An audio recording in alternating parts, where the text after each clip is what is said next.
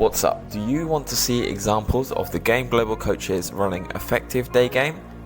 Well, navigate yourself to gameglobal.net/daygame for a free video.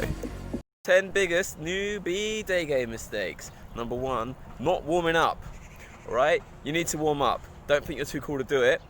The logical part of our brain and the social side of our personality, they're two separate parts of the brain. It's hard to shift between one and another. Alright? I've done plenty of videos on warming up. Maybe you just want to shout, ha ha! Maybe you want to start a conversation with the first fucking person you come across, even if it's an old Asian man. Alright? Whatever it is, like, get it done. Alright? Number 2, it's scaring and startling the woman. Alright? Right, when people are walking along, they're kind of in their own thoughts, they're in their own heads, alright? So if you don't give them space when you're talking to them, you're going to startle them. And that's not good. They're going to run away, they're going to be scared, and that's just not, you can recover, I guess, from that, but it's just not the best idea, alright? So give them space, like start talking from like 10 yards away, alright? Number 3 is half-hearted approaches, all right? The reason we do half-hearted approaches is because I guess deep down we don't think it's going to work, so we want to fail with as less embarrassment as possible, all right? But actually, half-hearted approaches make you look more creepy, okay? You're communicating that you don't want anyone to find out what you're doing. You're communicating that you're not proud of what you're doing. That's not good. Also, it's easier to brush you off, all right? I like to use the analogy of like the charity salesman in the street. If they're not like fully convinced that what you have to say is important and that this woman is going to stop, it's just easier for her to not stop. Just like, no, thank you. You've all done it to people trying to stop you in the street. They think you're going to sell something, or they basically by a half-hearted approach, you're communicating that what you have to say isn't that important and it's not going to change her fucking love life for the better forever. So you don't want to communicate that.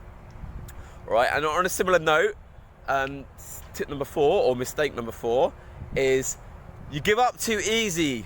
Alright, now I have to be careful how I say this, right? Because I don't want to advocate harassing women, but I personally want her to at least know that what it is I have to say, what it is I'm stopping her for, right? Because day game isn't that common, right? She most probably thinks that you're trying to sell her something, that you're trying to make her sign up to a charity, whatever the fuck it is, right? I believe in my heart of hearts that what I have to say is fucking awesome. It's going to change her life for the better. So she at least needs to know that I wanted to pursue something, like get to know her because she's hot, right? At least get to that. So if she's immediately like, oh no, thank you, and I haven't even told her what the fuck I want yet, I'm gonna be like, oh no, you don't understand. Like, this is awesome. I will say those words like, no, you don't understand. This is awesome. All right, and she might be like, no, but I'm gonna be like, listen, I'm just gonna keep like, but it's fun. Persistence plus fun.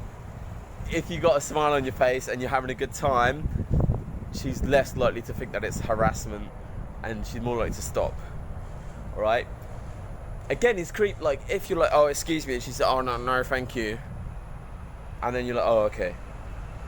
Like that makes you look like more of a creep and a loser than if you're like, no, listen, honestly, this is important, with a big grin on your face.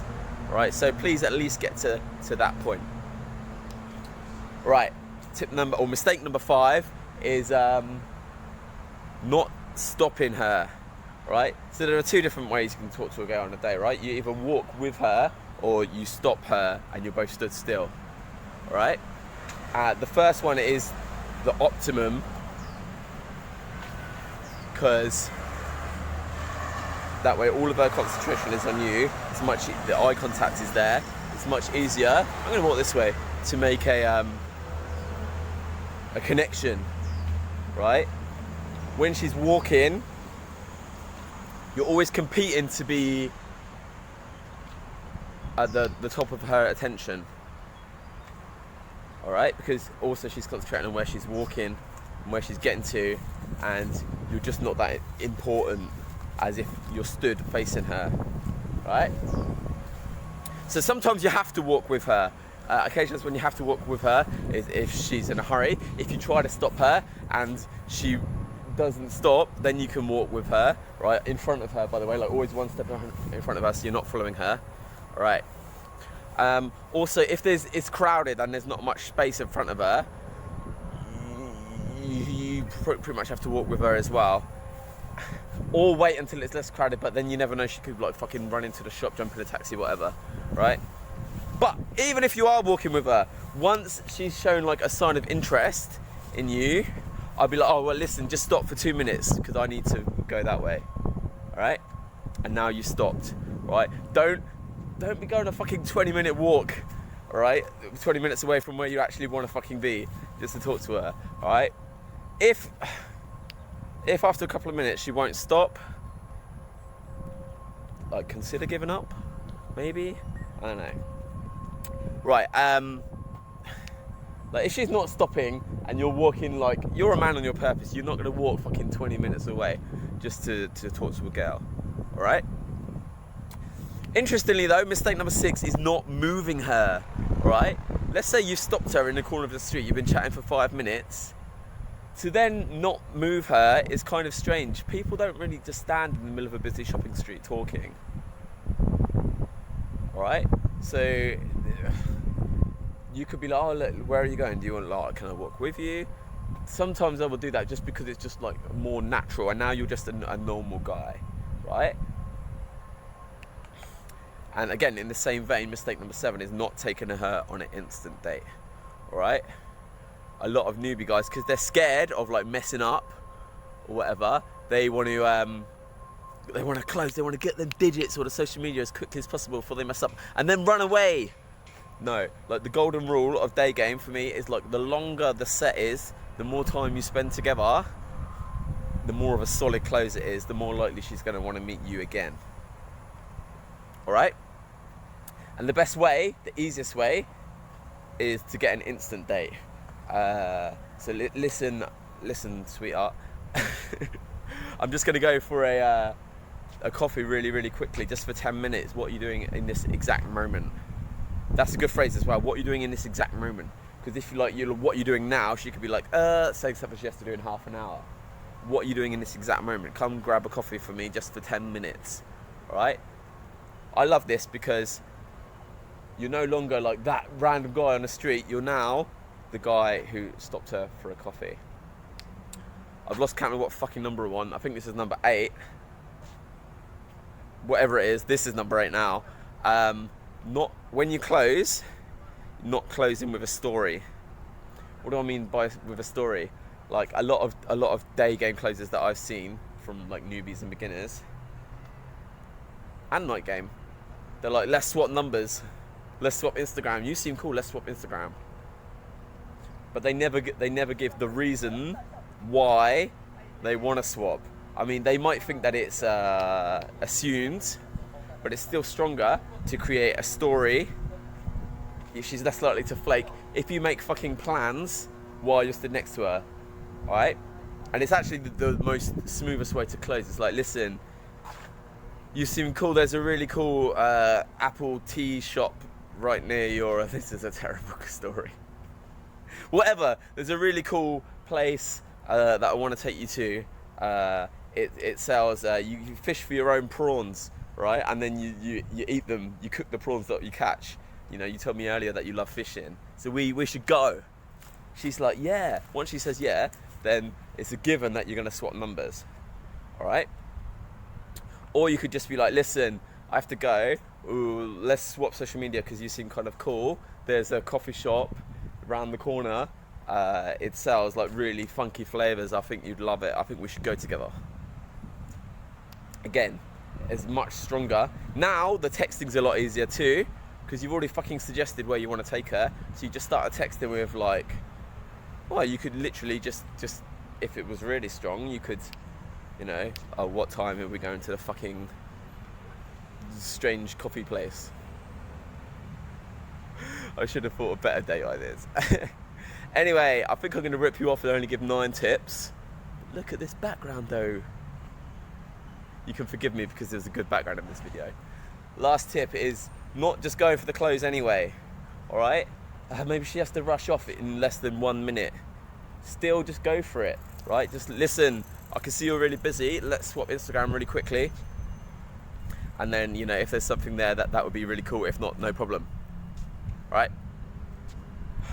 I'm not gonna say, look, this is an amazing close rate and you can take loads of these girls on the dates, but if your Instagram is really strong, which is a whole different video, then there's no reason that you can't start a conversation and pique her interest from your profile, even though she only got to know you like 45 seconds of you in real life.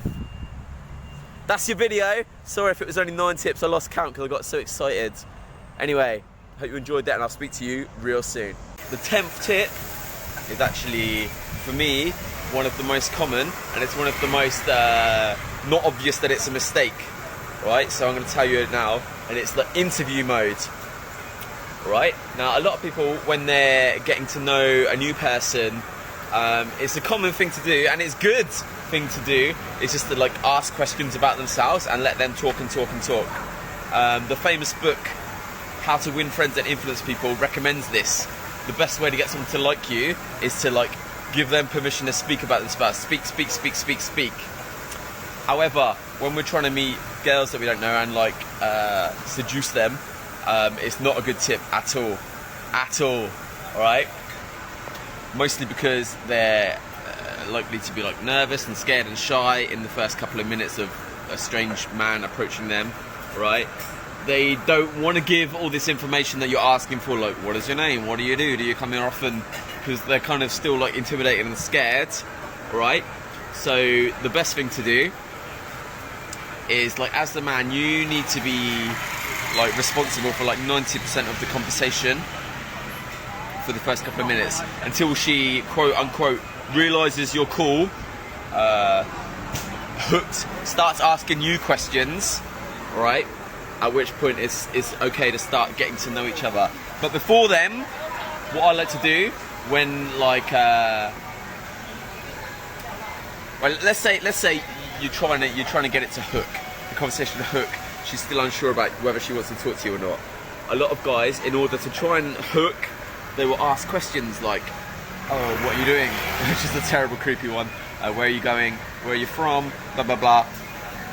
And hope that she talks and, you know, hooks. But we already explained why that doesn't work, alright?